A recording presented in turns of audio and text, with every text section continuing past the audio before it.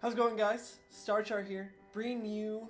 Of course, I have to cough right when I. Anyways, again, I am bad starts. Anyways, so again, I'm bringing you. Of course, I'm bringing you a new kind. I'm bringing you this new kind of content again, with the LCS today instead of the LEC. And we're going to talk a bit. This video will be a little longer than the LEC video because one, I am from NA, so I follow NA drama slash roster changes slash data a little more closely.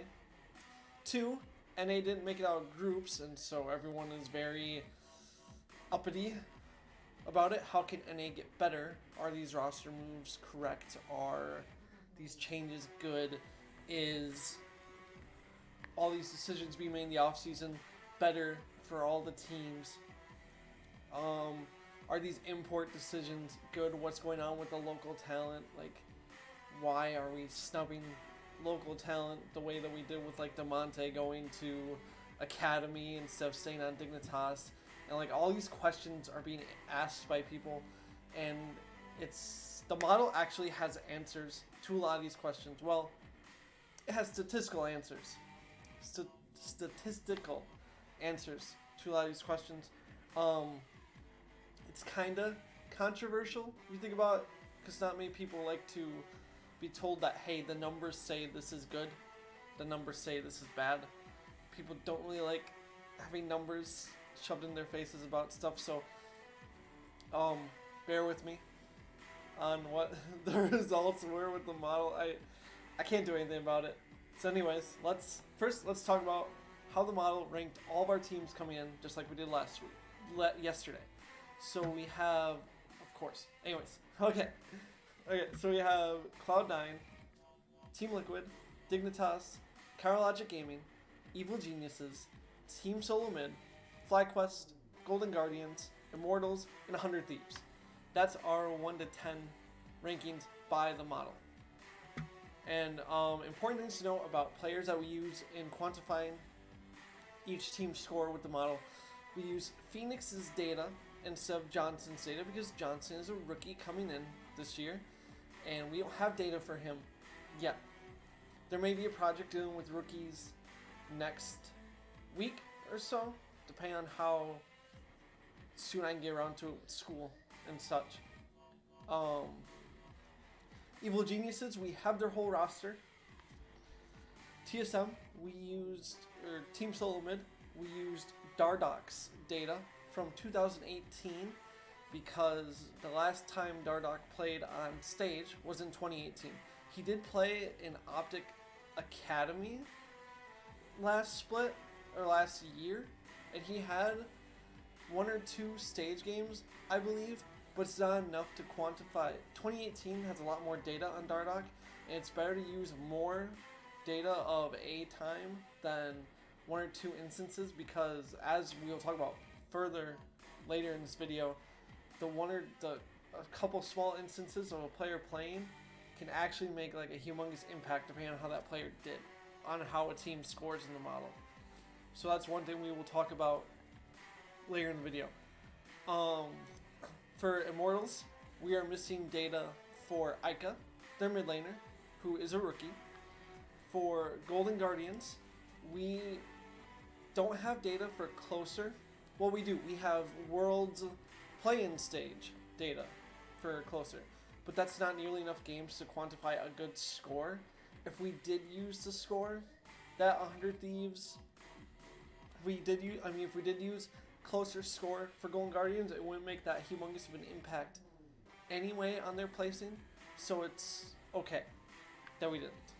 Golden Glue, his data that we are using is from 2018 and how he played that year, since that's the most stage games as soon as possible data that we have access to for him. Team Liquid, no changes. The thing that needs to be known about Team Liquid is that we have Broxa from EU, LEC, who used to play for Fnatic. FlyQuest, we have all their players. Cloud9, we have all their players as well. We will be talking about the Sven and Vulcan situation later on in this video. Cower Logic Gaming, we have Crown as the mid laner, and otherwise no major roster changes as far as we know. Well, not as far as we know, like as far as things have come, I guess that's the word. 100 Thieves stunt their support played in spring 2019, and then he did not play in summer 2019. Ryoma, their starting mid laner, is a rookie, so we used Saligo's data since he's also a mid laner that is on 100 Thieves. I think he is the sub though for 100 Thieves, but we used his data because we don't have data for Ryoma. We can only assume that Ryoma's data will be better anyway, but for right now we will use Saligo's data to quantify a ranking. And so again, rankings for the NA LCS for by the model is Cloud9, Team Liquid, Dignitas, Cower Logic Gaming, Evil Geniuses, Team Solo Mid, FlyQuest, Golden Guardians, Immortals, and 100 Thieves. And so that's what the classifier says. My personal rankings. Let's not get to that section yet. Okay, so my personal rankings is I have Team Liquid in the first slot.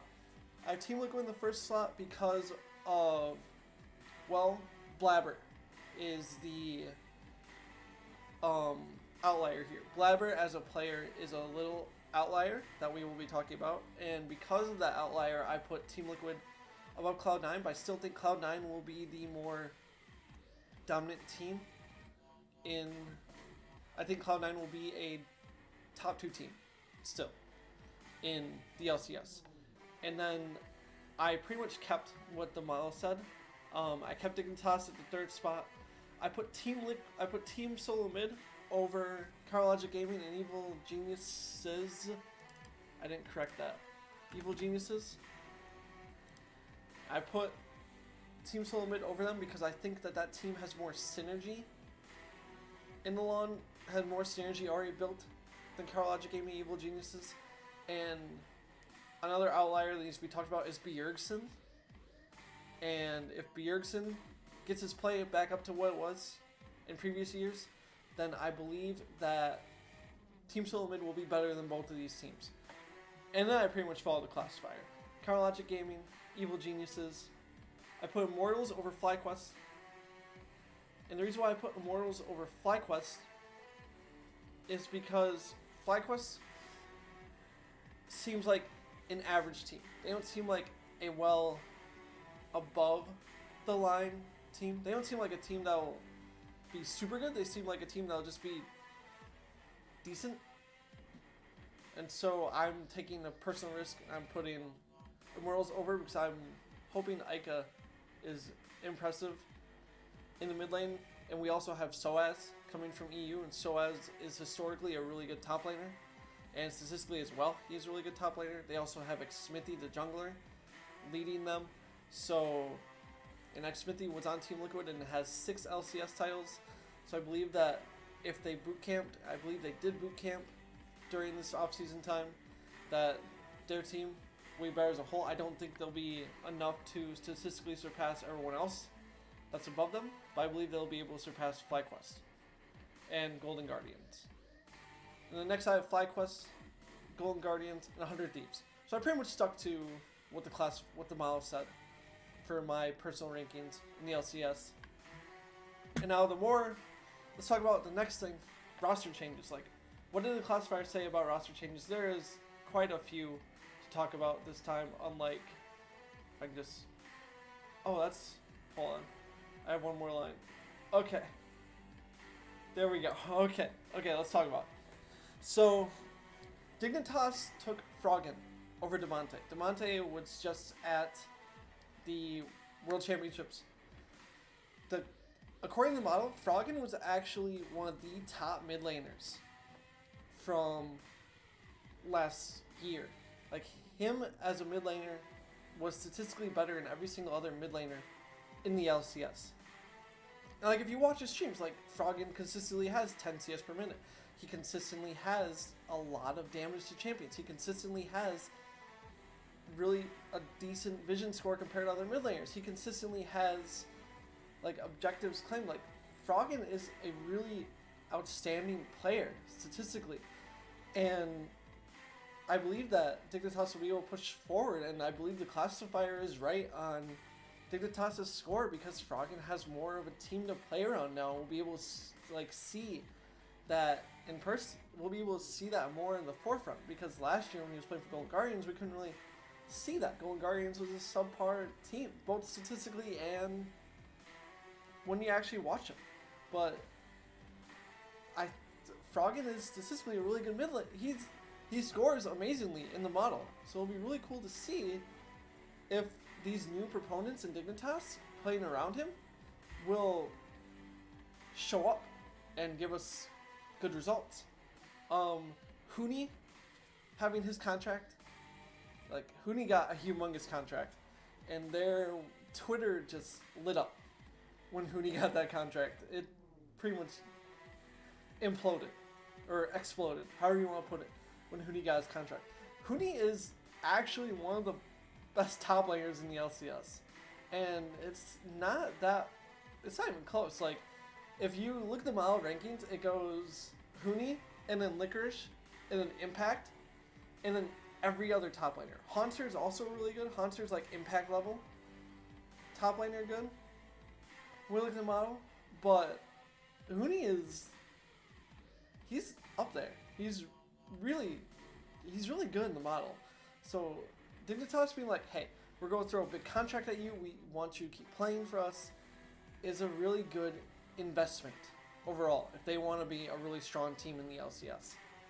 Cloud9 taking Sven over Sneaky is also correct. Sneaky is a really good AD carry. Don't get me wrong.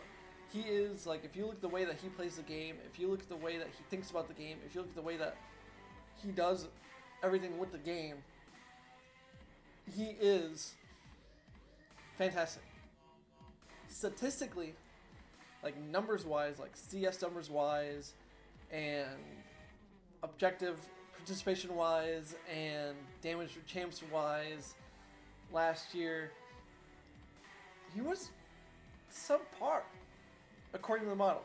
But if we think about it, Sneaky played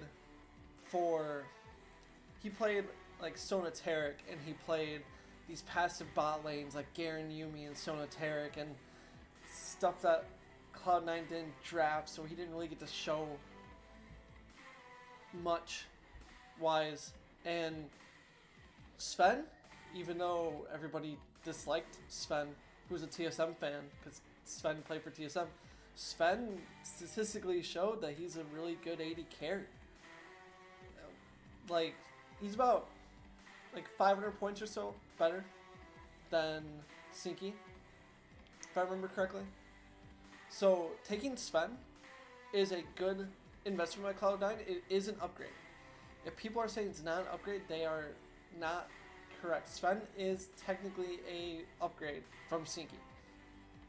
Now let's talk about Blabber. So Blabber had several games in the 2019 season. Every single game that he played, he popped off. Fantastic KDA, fantastic CS, fantastic vision, fantastic everything that you want in your jungler. Blabber was in those couple of games he played. Now, thus, he's a humongous outlier. He actually has the highest score in this model. He has the highest score of all the players in this model.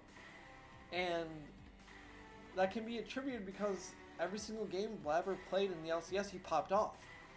Granted, he played in, I think, a quarter or a third of the games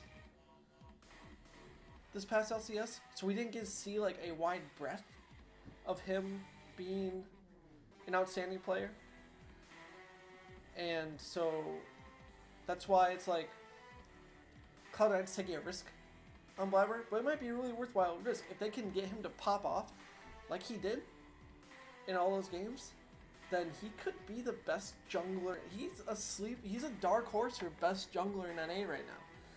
which everybody looks at the Blabber thing and questions it, but it's like, he could be the best jungler in NA. According to the model, he is the best jungler. Again, he only has like a third of the games compared to everybody else, but he popped off at all of them. So it'll be really interesting to see if Blabber can keep up the statistical amazingness and just pop off every single game he plays. It'll be really interesting to see how that all goes. And I'm very much looking forward to see if Blabber can stay consistently, statistically, the best jungler in North America because of this model.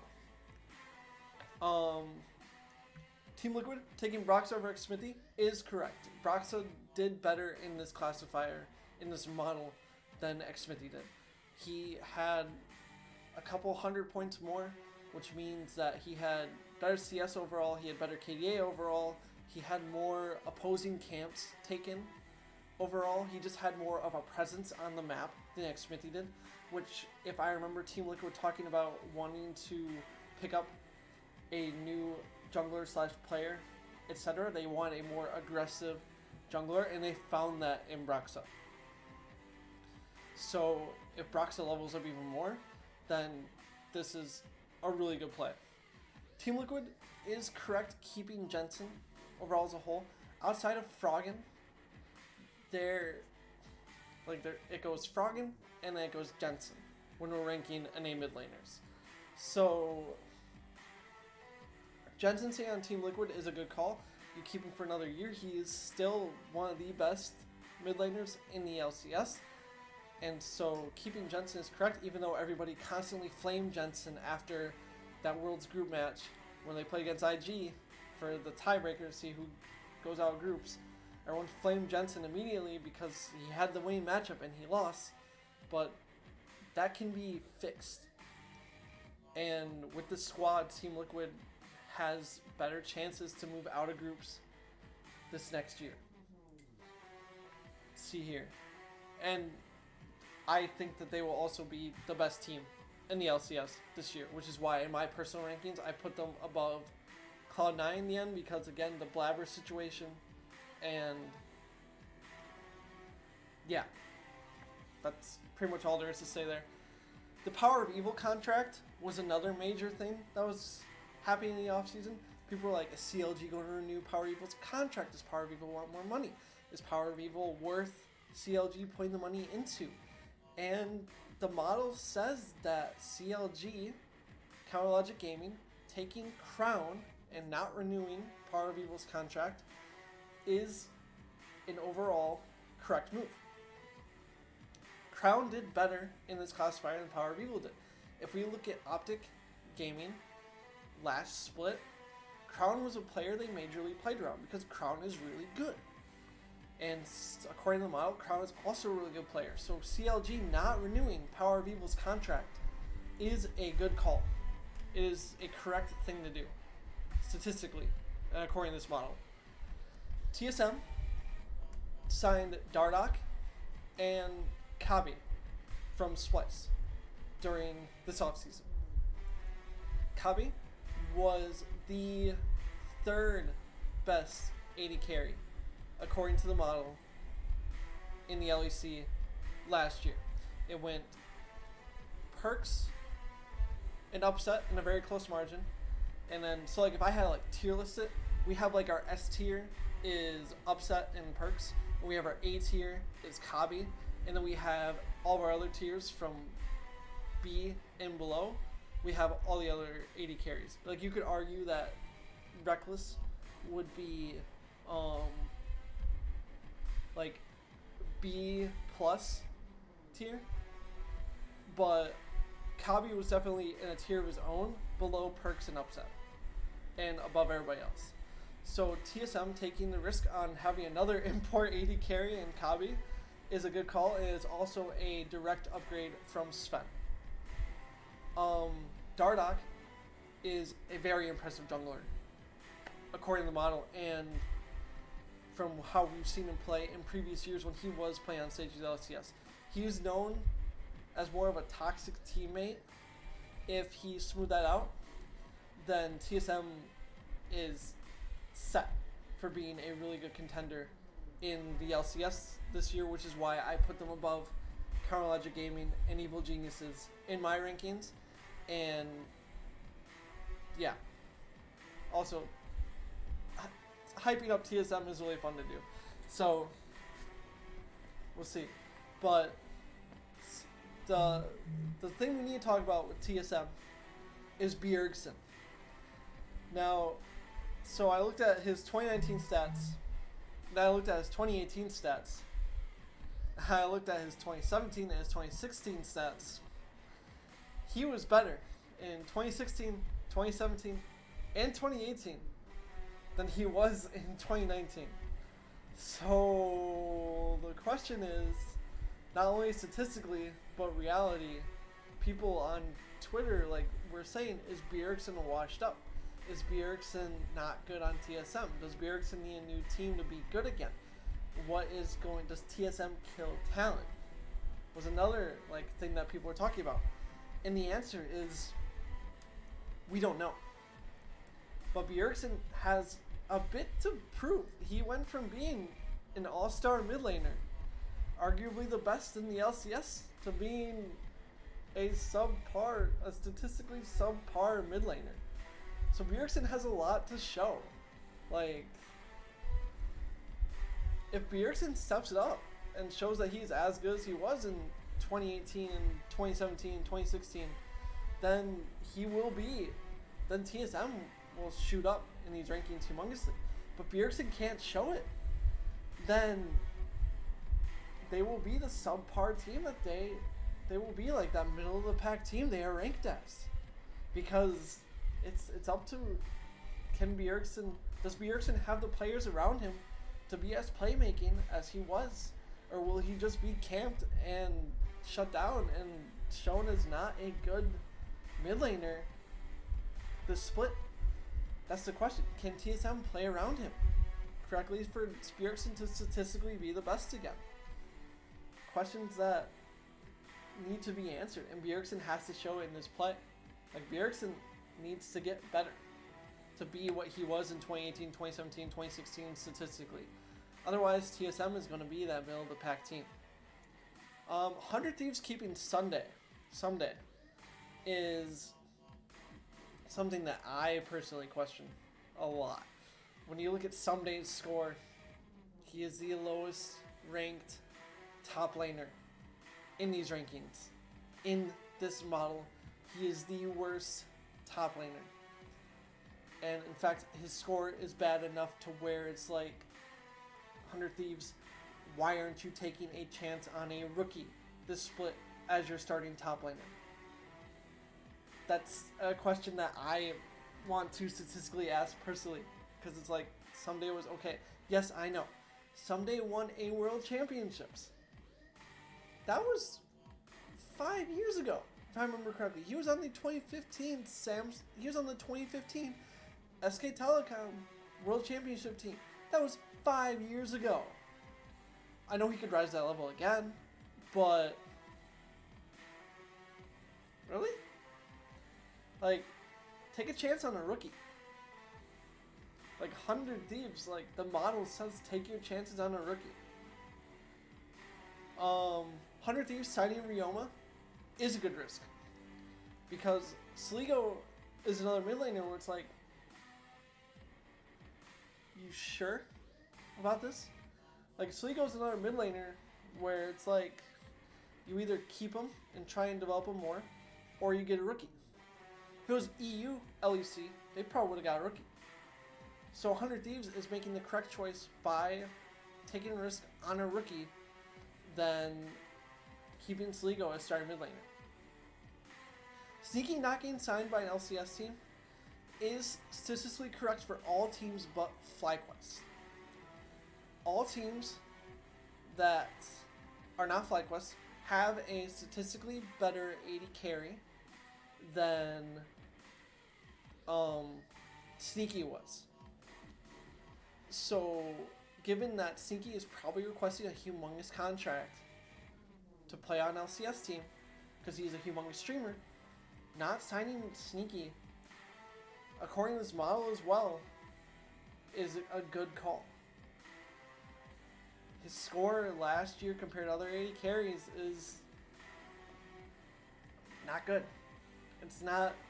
The only 80 carry on the current LCS rosters that Sneaky outscored is Wild Turtle. And Wild Turtle is playing for FlyQuest this year. So the question is that, actually no, there's no question. There's no question at all, actually. Sneaky is... Actually, the question of FlyQuest would be, why did you keep Wild Turtle and not think about signing Sneaky? There could be a contract there for Wild Turtle that isn't up yet. Wild Turtle is also a great personality, and he kind of is a face of FlyQuest. So that could be another reason. But yeah, to answer all the questions of other teams not picking up Sneaky, was that a good call? Yes, that was a good call. Pobelter not getting signed as a mid laner for other teams is correct.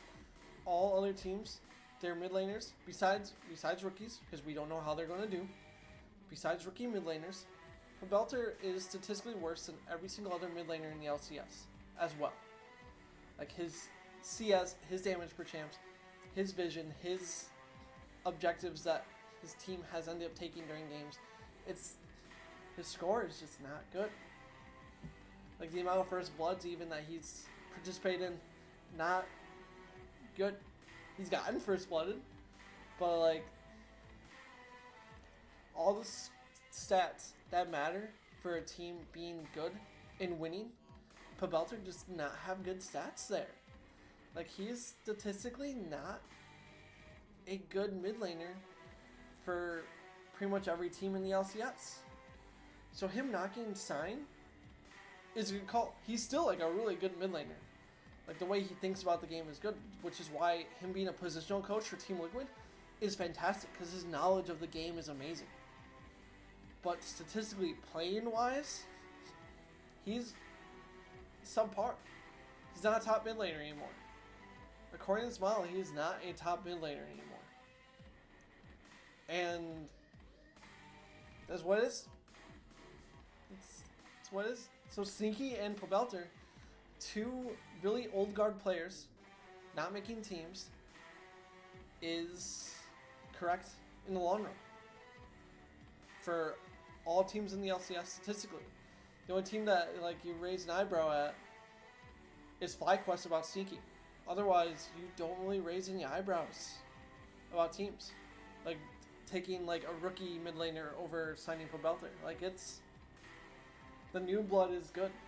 The new blood is really good. In other words, for NA talent, the one thing that this model also shows is that for young NA talent, statistically, NA is just like not a good region, which is it's on our solo queue, it's on the teams, it's on our academy system, it's on all of that. But right now, NA has to make a change because statistically, it is better to just get imports, which is very sad for me to say because I'm a huge believer in NA talent. I'm a huge believer in developing the NA talent, but statistically, getting these washed up, so like however all the fans of LCS like say it, getting these imports is correct. It's the correct thing to do if you want your team to get better and compete with every other team in the world. So as much as I am a huge fan of the NA talent, the model clearly shows that NA has a lot of work to do. Now, one thing that needs to be addressed is that you guys probably saw how these scores